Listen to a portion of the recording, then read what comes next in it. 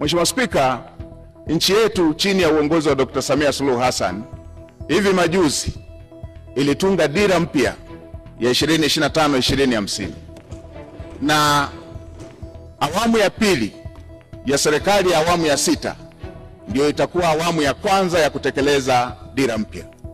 Na Mheshimiwa Spika, unatambua kwenye mbio za vijiti za kupokezana, mwanzishaji wa mbio hizo kipande cha kwanza asipokimbia kwa mbio ndefu kwa spidi kubwa, hata wale watakaokuwa wanampokea watakuwa tayari wamechelewa.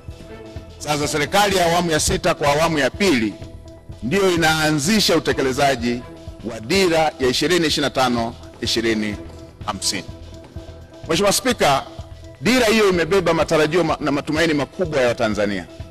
Dira hiyo imebeba matumaini makubwa ya vijana ambao ndio hasa walengwa wa dira hiyo.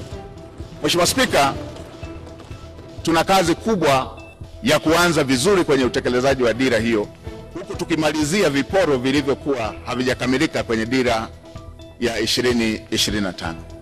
Mheshimiwa Spika, natambua pia ilani ya uchaguzi ya CCM ambayo imejumuisha masuala yote ambayo ni kero kwa Watanzania katika maeneo mbalimbali. Na nilikuwa nafuatilia hata kampeni za uchaguzi, na ninyi waheshimiwa wabunge, kila eneo mlikuwa mkijiaziliza yale ambayo yapo kwenye ilani ambayo ni mahitaji ya Watanzania katika maeneo yenu.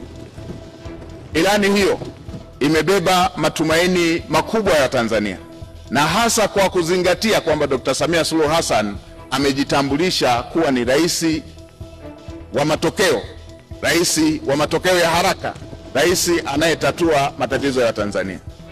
Kwenye maeneo ambayo amepokea vijiji vikiwa havijapata umeme, ndani ya muda mfupi alimalizia vijiji vyote vikapata umeme. Watanzania wanatarajia takriban vitongoji 28,000 ambavyo havijapata umeme sasa vikapata umeme.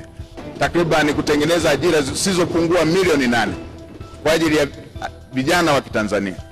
Hii ni kazi kubwa ambayo tutafanyia uratibu, usimamizi kuweza kuhakikisha kwamba ndoto ya Mheshimiwa Rais ya Watanzania wa vijana wetu kupata ajira inatimia.